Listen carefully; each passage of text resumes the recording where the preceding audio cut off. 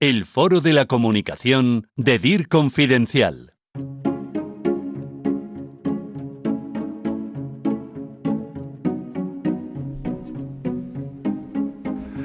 Pues aquí estamos en Barcelona, en la sede de Iki Group. Ya les he presentado a Manel Urquijo, que es socio y CEO de Iki Group. También está con nosotros Ferran Clary, que es director general de Pavlov. Ferran, muy buenas. Buenas tardes. Gracias también por recibirnos en esta fantástica sede de Iki Group. Y se ha venido también hasta Barcelona Pablo Arjona, que es el redactor jefe de DIR Confidencial. Pablo, muy buenas. Hola, buenas tardes, Gonzalo. Gracias a los tres por estar con nosotros. Bueno, empecemos. Manel, Ferran, si os parece, por el origen.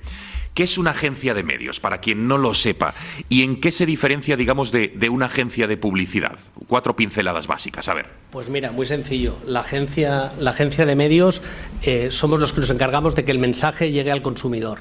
Y la agencia creativa... Sí, un poco en línea con lo que explicabas tú antes, partimos de un cliente que tiene una necesidad, tiene un producto, tiene un servicio y lo quiere comunicar a sus potenciales consumidores. Y lo que hace es prepara un plan de explicación de ese producto, lo transmite a la agencia de publicidad y la agencia de publicidad lo que hace es trabajar una estrategia y una propuesta creativa en base a sus recursos y en base al target, al público objetivo al que se quiere dirigir. Y eso se puede trasladar en un spot de televisión, en una cuña de radio, en una pieza digital, que después tendrá que trasladarse a una agencia de medios que lo que hace es buscar el mejor espacio para que eso llegue al consumidor final. Es un poco más complejo, ¿no? Sí. De hecho, o sea, lo que hacemos también es analizar la competencia de nuestros anunciantes, tenemos muchísimas herramientas y fuentes para poder llegar a manejar, a profundizar en el consumidor y a raíz de eso, pues al final lo que acaba viendo el telespectador, el oyente, pues es escuchar la cuña de radio en ese momento determinado porque es cuando lo vamos a encontrar, ¿no? Lo vamos a impactar. Qué interesante. De hecho, si tuviéramos que resumirlo muy fácil, la agencia de publicidad trabaja en el qué y en el cómo y la agencia de medios trabaja en el dónde y en el cuándo. Ah, qué interesante, Pablo. ¿Y en a quién?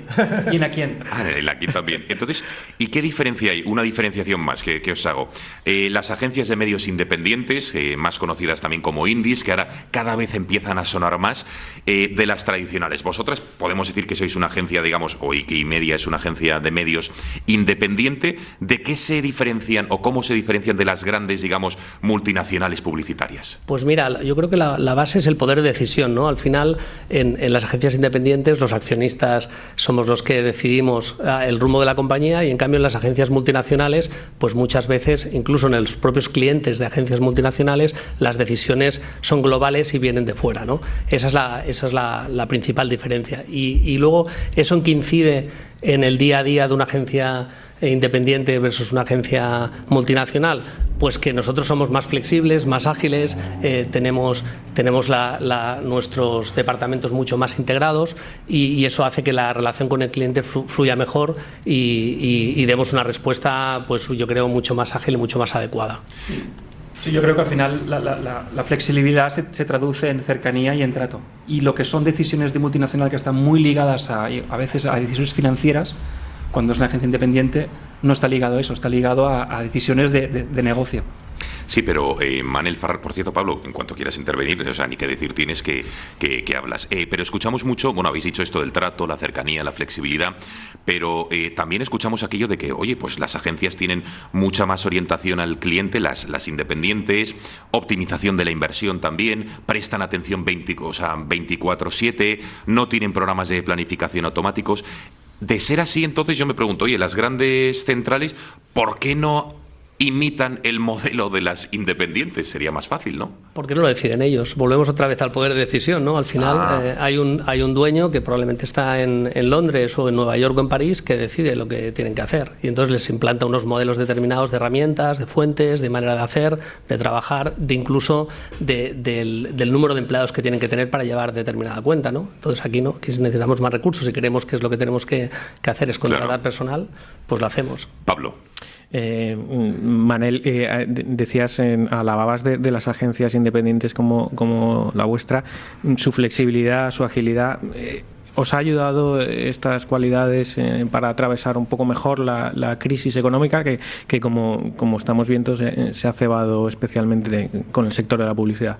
Absolutamente. A mí me da una tremenda pena que lo que ha pasado. Yo vengo de la multinacional, he estado muchos años trabajando ahí, tengo montones de amigos en las multinacionales. No critico el modelo, simplemente pienso que es diferente y cada uno es como es, ¿no? Yo soy más emprendedor que ejecutivo de multinacional, ¿no? Por eso estoy en una agencia independiente, ¿no? Y hay gente muy valiosa que está en las agencias multinacionales. A mí, lo que yo creo que la diferencia está en que volvemos a las decisiones. Nosotros aguantamos, imaginaros, se nos cae la inversión de repente, nos cayeron más de 8,5 millones en unos días de inversión y tienes que tomar decisiones, ¿no? Entonces al final los socios nos reunimos, bueno, estábamos hablando evidentemente permanentemente y decidimos no hacer nada de momento, no hacer ningún ERTE, no despedir a nadie y lo que decidimos es vamos a buscar maneras para que los medios puedan facturar en un momento tan delicado y que nuestros clientes tengan unas propuestas diferentes que les permita arriesgarse a hacer esa inversión en un momento donde probablemente el retorno no sea el mismo. Tenemos clientes que tuvieron que cerrar sus negocios y no pudieron hacer eso, pero otros que sí. Yo creo que luego hay que valorar también el equipo, el esfuerzo que hizo de irse a su casa a teletrabajar sin experiencia previa, ¿no? Entonces nosotros ya nos adelantamos, antes de la pandemia ya estábamos todos en casa probando que funcionase todo bien y bueno, yo creo que ha sido gracias al esfuerzo del equipo y a unas directrices muy claras de hacia dónde teníamos que ir. Por suerte estamos contratando personal, en noviembre contratamos 2 personas, este mes hemos contratado 2 más, el mes que viene contrataremos otra, cuando en el resto pues están haciendo ajustes. Qué buenas noticias, teniendo en cuenta la crisis que hay en el sector de la comunicación, me parece brutal. La verdad que yo estoy yo tiro para atrás y digo cómo hemos pasado este año y hemos hecho esto y hay una clave fundamental, es la confianza en nuestros clientes en estas propuestas nuevas que hicimos, por un lado, y luego otra parte fundamental que es que ganamos muchísimo nuevo cliente, o sea, parece que la pandemia no se movía nada y se movió muchísimo, muchísimos clientes tenían necesidad de plantearse las cosas de manera diferente y hemos hecho mucho nuevo negocio. Oye, una última cuestión para acabar de centrarnos dónde estamos. ¿Cómo compite una agencia indie, digamos independiente, con las ventajas que tiene, encima Manel, tú que vienes de ellas, de una gran central de medios respecto, por ejemplo, al precio negociado, ¿no? Que es más barato, digamos, en las grandes centrales, o al volumen de compra, que compran mucho más, pues por volumen? ¿Cómo compites con esto? Lo digo porque, claro, esto puede ser también definitivo a la hora de decidirte a qué agencia contrato, ¿no? Por supuesto, mira, pues competimos igual que ellos. Nosotros no somos más caros que ellos, claro. No lo somos porque además como pesamos muy poco, mucho menos en los medios, se pueden permitir ciertas licencias con nosotros y siempre tenemos su ayuda, ¿no? Al final yo creo que los precios son de los clientes y nosotros simplemente lo único que hacemos es gestionarlos de la mejor manera. Oye, Pablo, por cierto, ¿cuál es la tendencia del mercado? Lo digo porque ¿de dónde venimos respecto a las agencias de medio tradicionales, las independientes, en cuanto a la relación con las marcas y agencias? ¿Qué nos puedes decir? Bueno, las agencias de medios, Manel y Ferran ya lo han apuntado, ¿no? En sus intervenciones, se están en los últimos años adaptando muy rápidamente a las necesidades de los anunciantes, que son sus clientes, ¿no? Uh-huh. Antes tú en la introducción del programa decías que la publicidad digital ya tiene un peso mayor que todos los medios offline juntos, ¿no?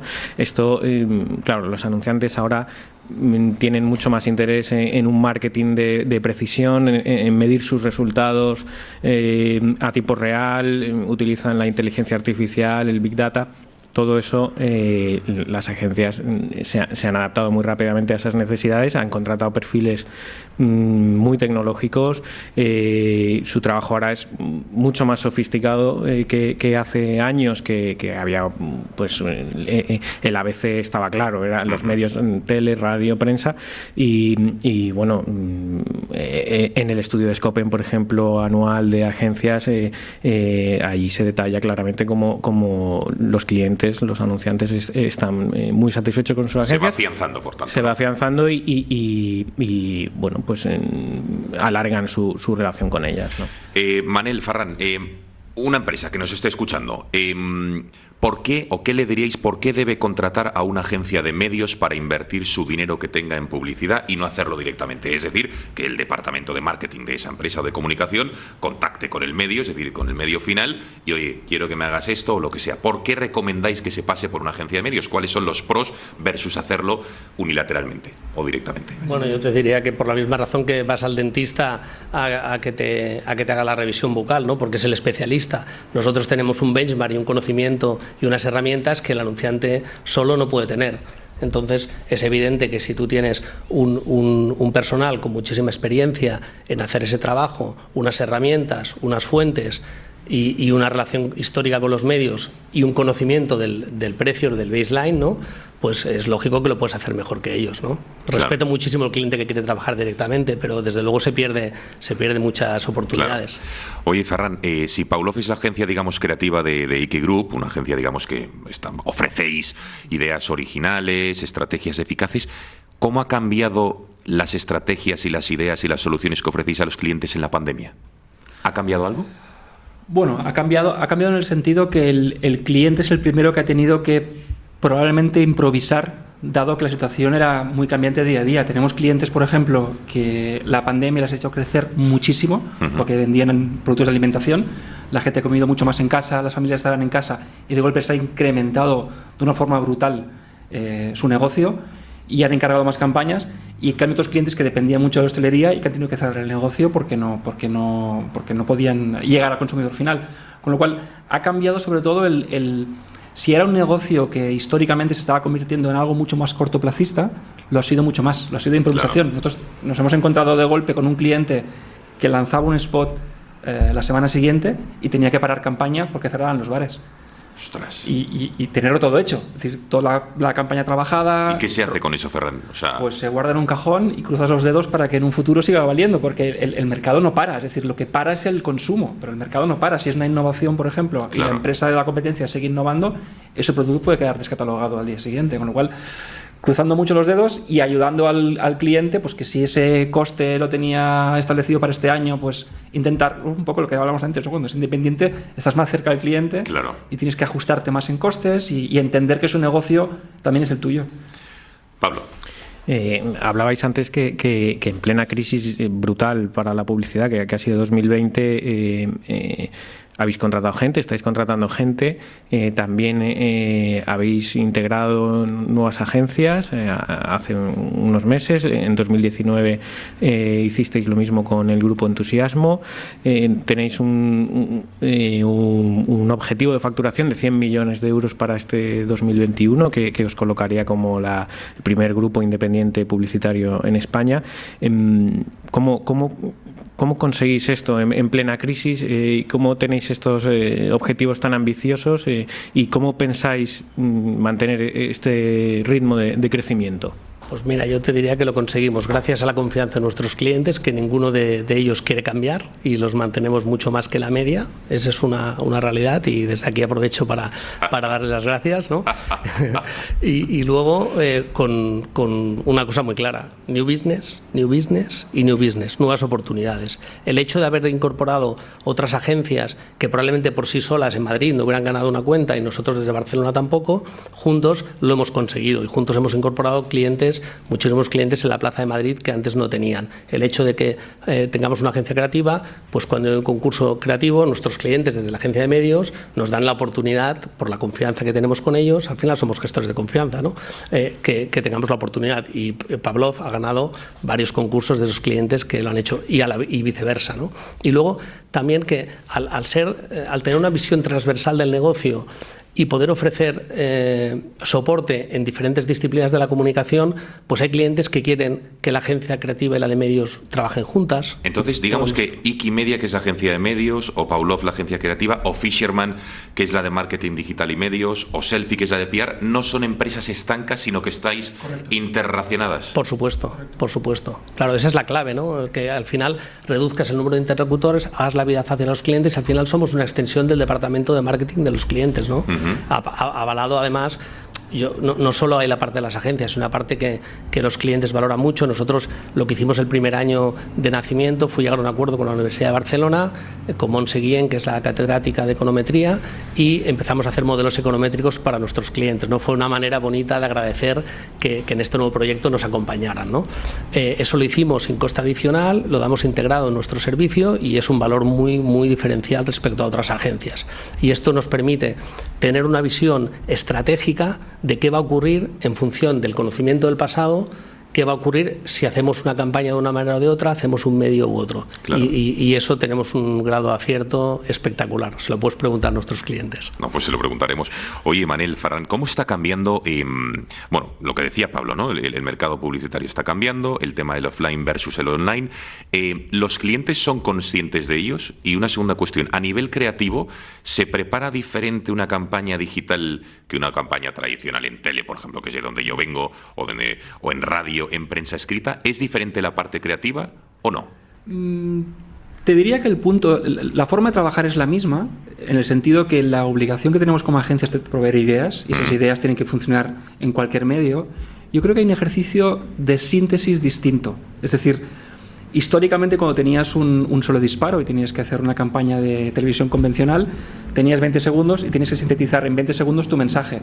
La ventaja que te da el digital es que no tienes 20 segundos, que tienes oportunidades para poder comunicar algo de un producto, con lo cual ese ejercicio de síntesis que se hacía antes obligado para decidir qué querías decir de un producto, ahora tienes un poquito más de laxitud para poder explicar más cosas, con lo cual tienes que tener una idea central que explica la ventaja de ese producto, pero tienes oportunidades para ir completándola en otros formatos. La clave para... totalmente de acuerdo con Ferran. Estaría bien que dijera, no, Ferran, pues estoy totalmente en desacuerdo, te voy a hacer una enmienda a la totalidad. Es más, hemos decidido separarnos hoy. No va a ser posible. Sí. No va a ser posible. Yo creo que no hay fronteras en la comunicación. Yo creo que ese es un error que se tiene muchas veces desde el anunciante, muchos prejuicios, ¿no? Al final, el mundo digital en sí solo es amplísimo, es casi como todos los medios y más, ¿no? Y la clave... yo creo que el futuro de la agencia del futuro, ¿no? Si me permitís la redundancia, que lo repita, es que el que sea capaz de integrar las diferentes disciplinas y entender qué aporta cada uno de los soportes, cada una de las palancas, cada acción que hacemos en las KPIs que marcamos con los anunciantes, se lleva el gato al agua. Y siempre que lo hagas como hemos dicho, con el DARI, ¿no? Con un modelo econométrico, modelos de atribución, donde podamos medir realmente qué está ocurriendo. En la parte estratégica, en la táctica, nosotros somos capaces hoy en día de corregir una campaña o corregir una publicidad de un anunciante en digital, porque tenemos creatividades dinámicas que discriminan en función de la que está teniendo más clics, sale más que la que no tiene y la otra desaparece. ¿Eso se puede hacer en tiempo real casi? Eso se hace automáticamente. Bueno. En cambio, en un spot de televisión, cuando el señor de DAM, que hemos visto antes, ha decidido hacer un spot, pues no puede rectificarlo, ¿no? Esa es la gran diferencia. O sea, tiene un dinamismo el digital que no tiene en otros medios. Pues tú colocas una valla pues en el Bernabéu, ¿no? Por ejemplo. Bueno, yo soy culé. Este es muy madridista, Pablo, o sea que cuidado con lo que dices, Manel, porque... Yo perico, o sea que o sea, que me refiero y la colocas ahí y está durante un tiempo. Entonces, la inmediatez es diferente, pero al final cada vehículo trabaja para los objetivos del anunciante. Y lo que hay que entender muy bien es qué necesita el anunciante y seguirlo con una metodología muy clara. Oye, una cuestión, siglo XXI, estamos ya en marzo, iba a decir febrero, en marzo de 2021. Del 100% de la publicidad que manejáis en los soportes, ¿nos podéis decir en qué tanto por ciento destináis, por ejemplo, a tele, a radio, a prensa y al digital? ¿O no? ¿Esos datos más o menos los podéis manejar? Absolutamente. Mira, te diré que es el primer año que hemos facturado más en digital que en cualquier otro medio. ¿Ah, sí? Sí. Nosotros, cuando hablabas de los 100 millones de facturación, que eran muy ambiciosos, en el 19, antes de la pandemia, facturamos 75. O sea, que tampoco... O sea, son ambiciosos, pero son realistas, ¿no? Es decir, son objetivos con los clientes que hemos incorporado, pues son realistas. Pues este año, de la facturación, el 41% concretamente ha sido digital, el 40% tele y el resto se lo han repartido los demás. Claro, el 19% radios y prensa. Radio también tenemos bastante, los clientes como Carglass, tal, que invierten muchísimo en radio, pero y es un medio excelente, y el exterior no es que los quiera discriminar, determinar, pero sí Claro. que la tendencia es a crecer en digital. Ferran. De hecho, el digital lo que también ha provocado es que es uno de los medios que a nivel local aún se tiene cierta libertad. Es decir, muchas multinacionales no tienen capacidad de poder desarrollar localmente campañas convencionales porque les viene la pieza hecha desde fuera. En cambio, en digital aún tienen libertad local para poder decidir qué hacer y dónde hacer. Con lo cual, los equipos de marketing, donde tienen más área de movimiento, es en digital. Con lo cual, eso incrementa la inversión. Pablo. Manel, ¿estáis penando el mercado para seguir creciendo de esa forma inorgánica también mediante la adquisición de agencias? ¿Creéis que hay oportunidades? Buena pregunta. Buena pregunta. Sí, al final... Hay que mojarse, ¿eh? Hay que sí, mojarse. me voy a mojar. Nosotros en su momento definimos hace 4 o 5 años el proyecto de Wikimedia como un proyecto donde habían tres contenedores muy importantes, muy potentes. ¿Qué es lo que buscaban los clientes, ni más ni menos? Que son digital, data y content. Evidentemente tienes que dar un gran precio, tienes que dar un buen servicio, pero todo eso son commodities y la valoración es muy alta por parte de los clientes. Es un mercado muy maduro y todos lo hacemos muy bien. Entonces lo que hemos hecho nosotros ha sido ir incorporando actores, compañeros, empresas, socios en cada uno de esos contenedores. Entonces en data, como os he comentado, tenemos el DARI, tenemos en digital una agencia digital que se llama Fisherman, tenemos una colaboración muy importante con Making Science, que es una de las principales compañías en performance y el entorno Google. Tenemos en PR, tenemos en comunicación, tenemos Selfie, tenemos Pavlov, y sí que nos gustaría ser más fuertes en Madrid en el área creativa, o sea, tener mayor presencia en el área creativa y en el área de PR sobre todo. Y Manel, te lo pregunto también más en general. ¿Crees que con la crisis que hay en muchas agencias se va a concentrar el sector? ¿Vamos a ver movimientos de fusiones, integraciones? Ahí yo te diría que las independientes seguro. Nosotros nos tenemos que ayudar. Es decir, al final las herramientas y las fuentes tienen un coste altísimo y cuando la facturación baja mucho y no puedes competir, lo que te decía, ¿no? Al final el diferente conocimiento y las diferentes disciplinas nos ayudan. Yo creo que sí que van a haber concentraciones, yo creo que sí, porque no se aguantan las estructuras, está viendo, ¿no? Bueno, no hay tiempo para más. Pablo Arjona, gracias por haberte venido hasta Barcelona. ¿Te ha gustado la ciudad? Muchas gracias, me encanta. La pera, Barcelona, ¿eh? sí. Claro que sí, pese a lo madridista que es, le gusta Barcelona, que está muy bien. Bueno, Manel Urquijo y Ferran Clary, que muchísimas gracias a los dos por habernos recibido. Vuestra amabilidad, cortesía, ha sido un placer. Oye, y todos los éxitos del mundo a Iki Group, claro que sí. Muchas gracias. Muchas gracias. Gracias y hasta otra ocasión.